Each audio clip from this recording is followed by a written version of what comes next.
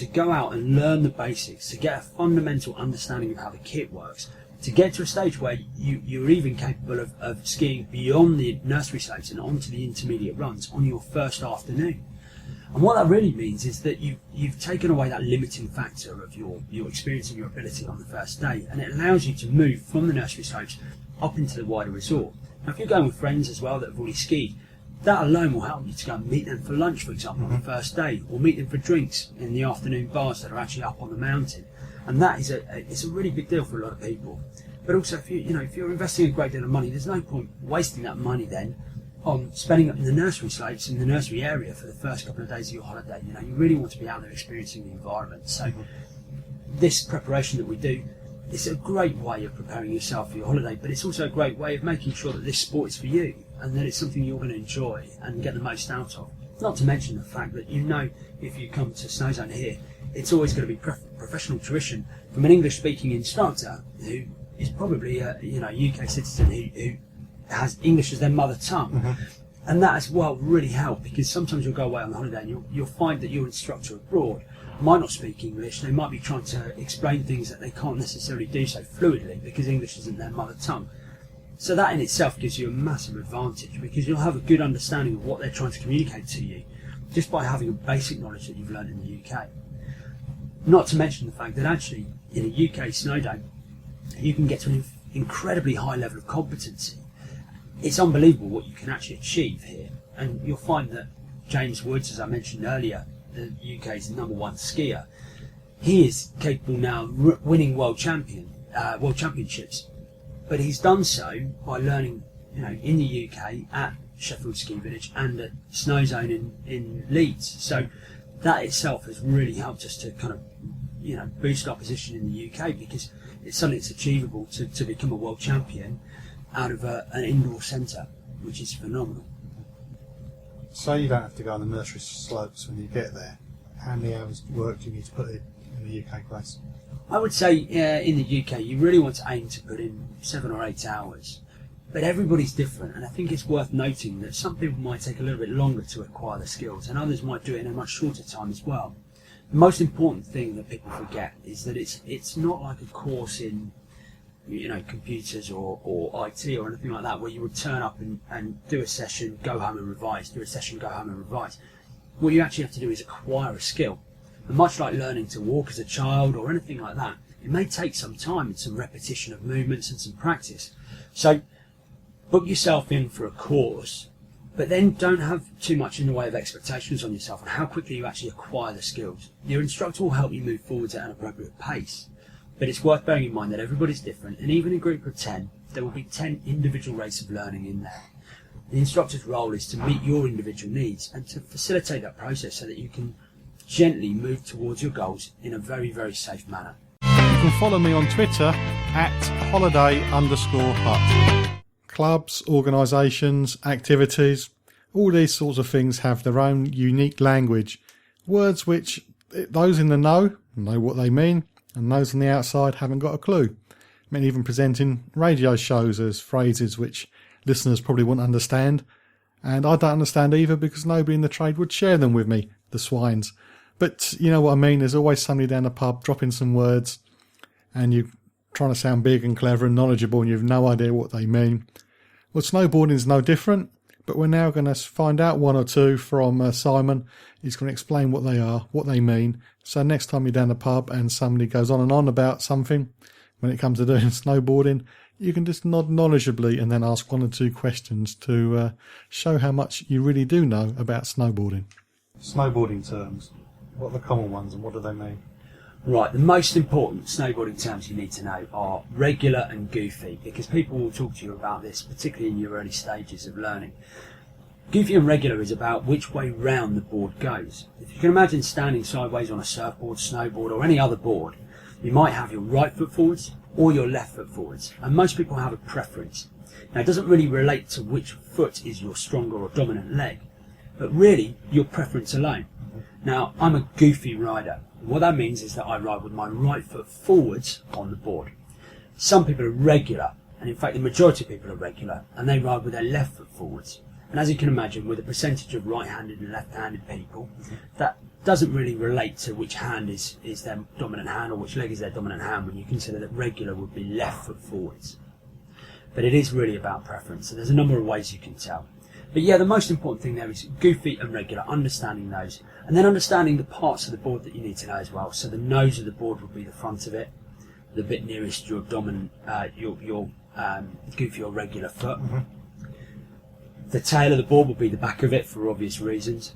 Then you need to know about your toe edge and your heel edge, so which edge is nearest to your toes and your heel, and the bindings as well, and how the bindings do up. So those are the terms that you're going to hear quite a lot of in the early stages.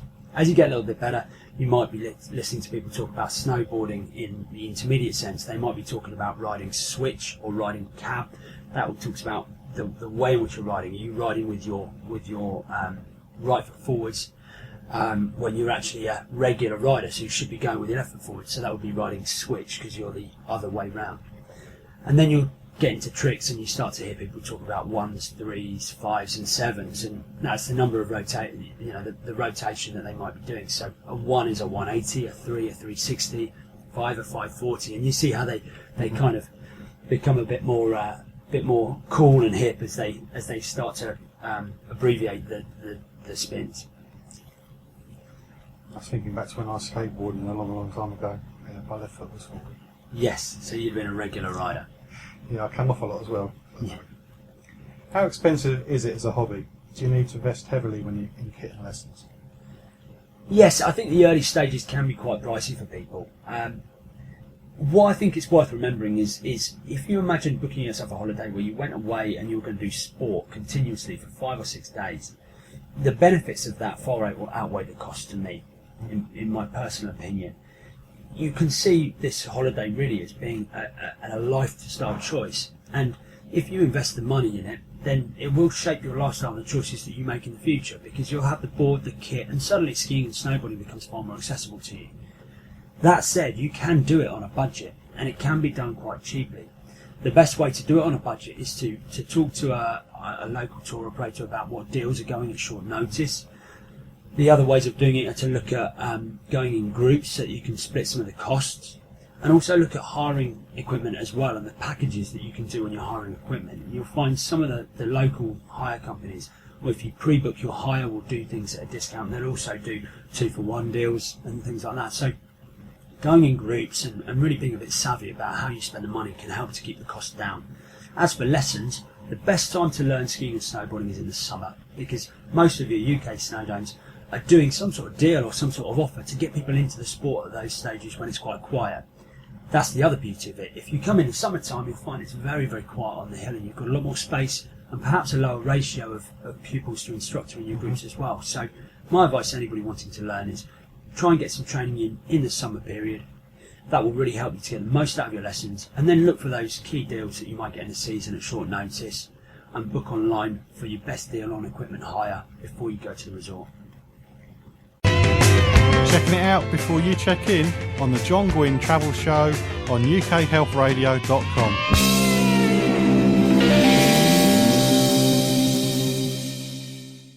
Coming to the end of the snowboarding chat with Simon at Sno Zone in Milton Keynes, we're now going to find out what the place offers those who want to try out snowboarding or skiing in the comfort of an indoor arena before they decide to shell out and go on holiday for an experience up a cold mountain. So Simon's going to fill us in now. What services do you offer here, and can you teach tricks as well? Right, we offer a full range of pathways from learning from absolute zero, so when you know absolutely nothing, right up to being a British freestyle competitor or a racer or even an instructor. So we can provide a pathway from nothing right up to the top end of the sport, and our instructors are really well tuned at how to get the most out of their individuals and make them into a situation where they have access to be able to move through the pathway. So for us, it's all about being able to provide a journey from learning absolutely nothing right up to mastering the mountains, to being able to ski the different areas of the mountain or board the different areas of the mountain. Today, for example, we have moguls out, which is what you'll find in the off-piste after a couple of days of it being skied, the big lumps in the snow, or bumps as they're also named. And we're training those. We did some coaching sessions with those last night. And then on Thursday and Fridays we have freestyle nights, so that's when we have all of our jumps out and our rails out. We regularly run sessions where we'll put a coach out on a Thursday night. We do it where you can book in to have an introduction to freestyle, or even get coached through some of the more advanced tricks as well. And our coaches are active within that market as well, so they'll be out doing competitions themselves, and they are performing to a very high level themselves. So it's great really to have people who are developing themselves, then coaching you and facilitating your development in those areas. On the racing side as well, we do a lot of ski racing, so if you're interested in doing ski racing, we can put you in touch with the right people. And the other thing that we do as well, we provide a link between us and Disability Snowsport UK, so anybody who is interested in joining snow sports, who may have a disability or some additional learning needs, we can also facilitate that as well. So there's really no excuses. Anybody can be involved in the sport, and you can learn from 3 years old if you're a skier, right up to 103 if you want to. It's all about whether or not you've got the level of fitness, and we will do everything we can to meet those needs, and we're just a conversation away from getting you out there on the slopes.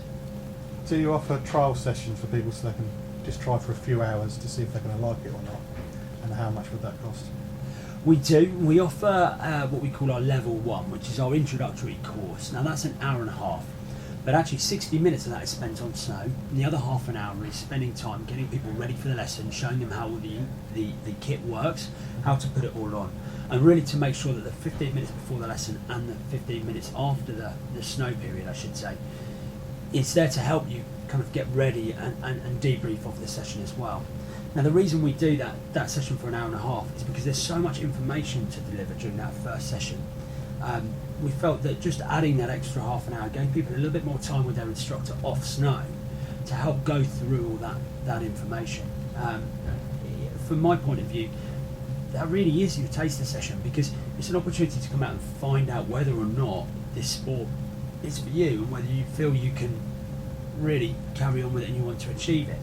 The only thing I will say about that is that it is still very much the early stages, and a lot of people walk away from the session thinking, wow, I really enjoyed that, but what's next? And for me, it's what's next that's the most engaging part of it. We have to get through a certain amount of basic information during the level 1, during the initial course, but actually at the level 2, that's when you start learning to turn, change direction, and actually having some control over what you do and where you want to go on your skis and board. And that's when it really starts to become exciting.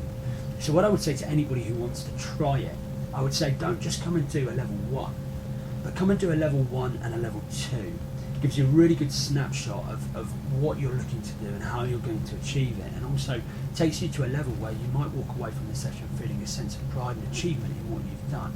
And that will really help you to see skiing and snowboarding for what it really is.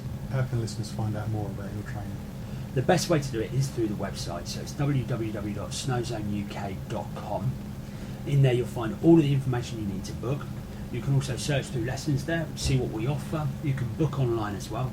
And if you're not entirely sure with what you want to go for, then there's a number in the top corner that allows you to speak to a customer service operator. We'll be able to talk you through the products that we have and which one is the most appropriate for you. Okay, great. Thanks, Simon. Cool. Well, I did say at the beginning there was a lot to pack into this week's show. Hopefully I didn't disappoint. I hope you found the information on Macau, Christmas markets and snowboarding useful. As always, the websites mentioned this week will be posted at facebook.com/John Guinn Travel Show. And as I mentioned earlier, if you've been to a Christmas market, please do share your photos at the Facebook page. Likewise, if you've got one of them GoPro cameras and you want to show off some skiing or snowboarding skills, please do post to facebook.com/John Guinn Travel Show. And I do hope you can join me next week on the Travel Show with John Guinn on ukhealthradio.com, where each week I'm checking it out before you check in.